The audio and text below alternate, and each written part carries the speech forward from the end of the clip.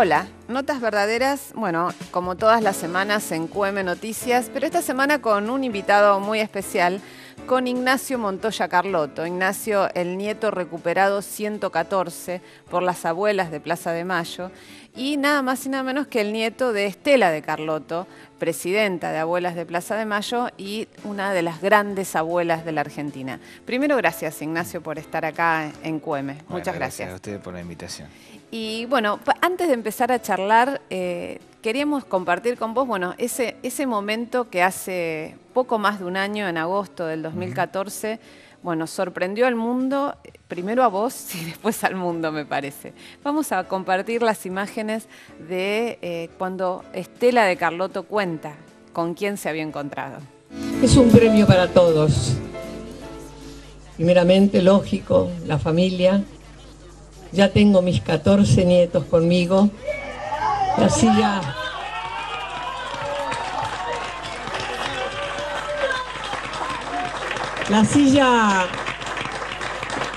vacía va a estar con él. Los portarretratos vacíos que lo están esperando van a tener su imagen. Ya le he podido ver. Es hermoso. Es un artista, es un chico bueno y buscó.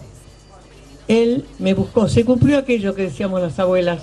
Ellos nos van a buscar como nosotros los seguimos buscando. Tenía muchas cosas para decir, no sé si se me ocurrirán todas, pero bueno, básicamente eso. Estoy un poco convulsionado, hace muy poco que pasó todo esto y me parece, digamos, maravilloso y mágico todo esto que está pasando.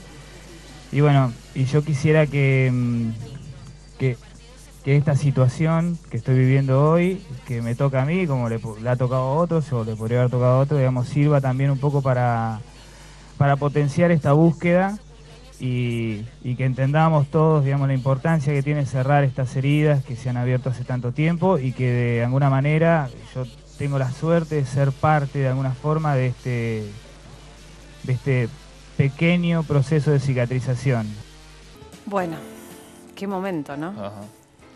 ¿Esa fue la primera vez que enfrentaste a toda la prensa junta? Sí, fue una solución para poder volver a casa, ¿no? Porque mi casa estaba como sitiada por los compañeros de la prensa.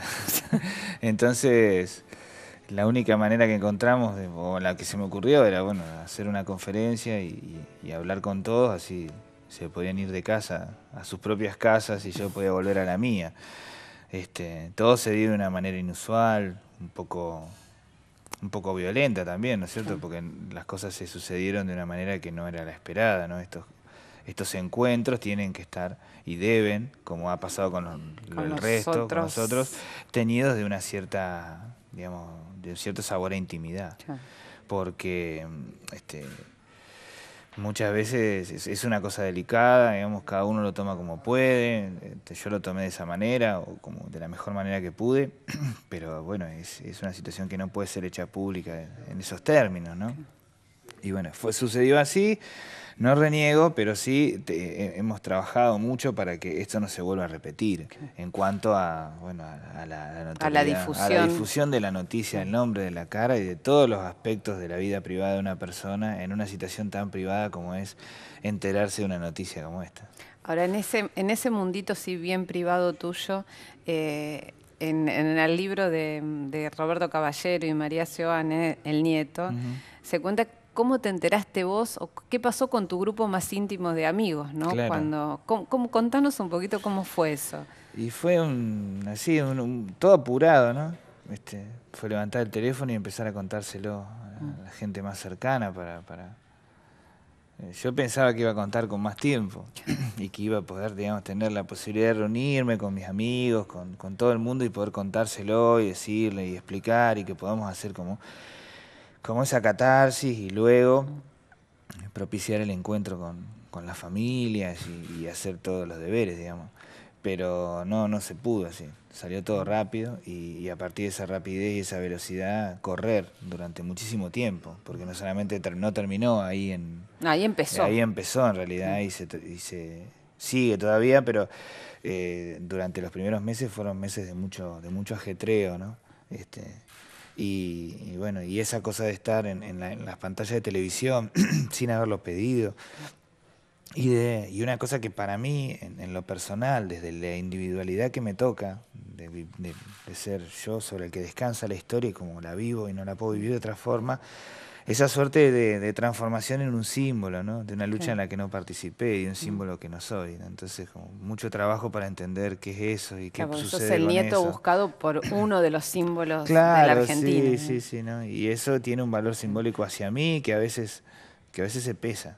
Claro. Entonces, bueno, y todo eso sucedió en esos días, toda esa construcción, digamos, todo eso sucedió en esos días. Entonces, a veces cuando repaso un poco ese momento me hubiera gustado que haya tiempo, que haya anonimato, ¿no es cierto? Como ha sucedido en el resto de los casos, y está muy bien que así sea. Y quizás también eso sirvió para que ahora los nuevos nietos, digamos, que vayan apareciendo, se encuentren con una situación de tranquilidad mayor, que les permita a ellos decidir cómo y cuándo, si es que lo quieren hacer el enfrentamiento con la prensa, ¿no? O esa suerte de presentación en sociedad. Yo lo hice así porque me pareció que era como la mejor manera para eso. Sí, una cosa muy simple en realidad, que era tratar de volver a mi casa sin que haya... También pensando en los pobres mobileros que estaban ahí muriéndose de frío y afuera de casa, ¿viste? Era como, bueno, ya está. Así que Ahora, ¿alguna vez vos te habías enterado muy poquito tiempo antes de que eras adoptado, que habías sido adoptado? ¿Alguna vez antes habías sospechado de esa posibilidad? No, jamás. ¿Jamás? Jamás no sé por las razones por las cuales no sospecho, y también pienso que debe haber muchos en mi situación en la cual nadie sospecha. Ahora con el diario del lunes, ¿viste? Es fácil porque vos ves que no hay parecidos, entendés un montón de cosas que te hacían ruido, pero verdaderamente no. En ningún momento se me dio así por pensarlo. Por pensarlo, digamos, a ver, como por pensarlo de una manera lo suficientemente seria como para accionar en la búsqueda, para tener... ¿no? Sí, o sea, yo no era tonto y me daba cuenta que teníamos muy poco parecido físico, pero bueno, podía ser una circunstancia para mí. Quizás todo esto ayudado por una vida que estuvo buena y que fue como re calma, plácida y hermosa, entonces uno en ese marco de circunstancias es más fácil no preguntarse cosas porque no hay nada que cambiar, porque está bien así. Ahora ya te digo, con la noticia ya consumada y con todo lo que se sabe, para mí es como bastante más fácil entender eso, entender las dudas que no tuve. Claro. Ahora decime, y a partir de haberte enterado quién eras, empezaste a reconstruir, ¿cómo empezaste a reconstruir la historia de tus padres biológicos? Bueno, Estela es hiper conocida, claro. Tu otra abuela Montoya, que tampoco sabía en realidad que te había tenido un nieto hasta hace muy poco tiempo antes. Y ahí hay un concepto también con el que yo me encuentro, ¿no? Primero que yo no me entero quién era, yo ya sabía quién era. Claro. Y de manera bastante clara, ¿no? 36 años de vida, una profesión, y toda una serie de circunstancias que conforman la construcción de una identidad. Entonces yo no descubrí nada, simplemente descubrí una cosa que es fundamental, muy importante y que sirve para el crecimiento de una persona y para terminar de cerrar ese círculo, que es saber quién era mi familia biológica, ¿no? Y después la reconstrucción a partir de ese concepto tampoco es posible porque no hay nada que reconstruir, porque no hay nada roto, porque es la relación con las familias empieza el 5 de agosto. Claro. Y ahí arranca una relación que se construye, pero que no se reconstruye. Y la vista hacia atrás con los padres biológicos es extremadamente difícil porque estás hablando de dos personas con las que nunca tuviste ningún tipo de contacto más allá del enorme contacto biológico que existe, pero y esto es una cuestión extraordinariamente personal, yo y lo reivindico en la experiencia de vida que he tenido. Las relaciones las he construido siempre a partir del vínculo, y el vínculo se hace con el día a día o con la cotidianeidad más o menos frecuente que uno pueda tener en el derrotero de la vida, ¿no? Y cuando no está eso es muy difícil, porque además tratar de reconstruir algo es tratar de construirlo a través de la mirada de los otros, y la mirada de los otros es la mirada de los otros. Entonces hay algunos puntos en los cuales esta historia es muy cruel, porque tanto Laura como Valmir son a veces más hermanos de mis tíos que mis padres en cuanto a ese concepto, ¿no? Obviamente son mis padres, eso es así. Pero eso también me tomó en esos días, en esos primeros meses rápidos, me tomó un tiempo entender que, bueno, que la historia con las familias empezaba el 5 de agosto y que antes habían sido historias separadas, que tenían particularidades, cosas que se unen, pero son historias separadas. Y eso también me ayuda como a mi salud, de alguna manera, para poder no meterme en ese derrotero que tiene que ver con las familias que quieren darte un padre que vos no tuviste y que no lo tuviste. Y que eso tiene la tristeza de lo inevitable, pero también la verdad de lo inevitable.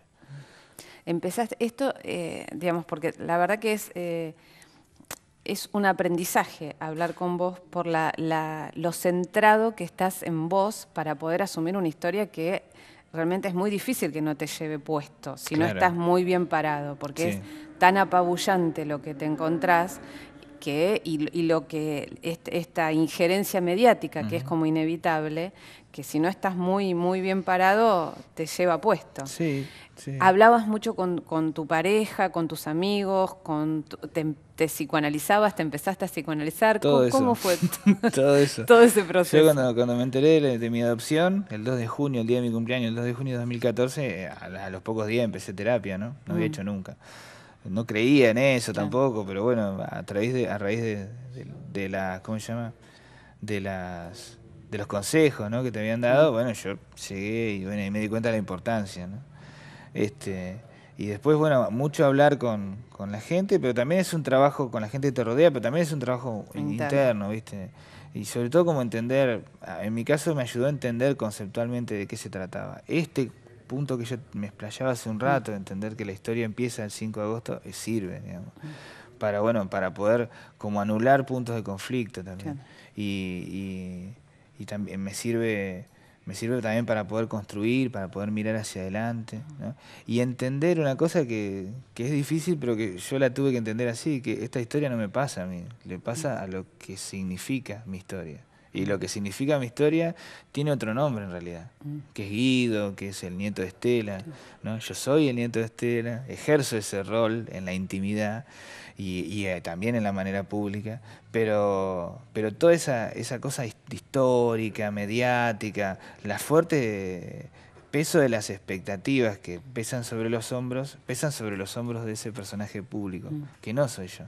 Yo soy ese músico, ese tipo que carga con esa historia de manera feliz, pero que tampoco me hago cargo. A veces muchas de estas cosas tienen que ver con expectativas de otros, generadas y miradas de otros, que no siempre son ciertas, ¿no?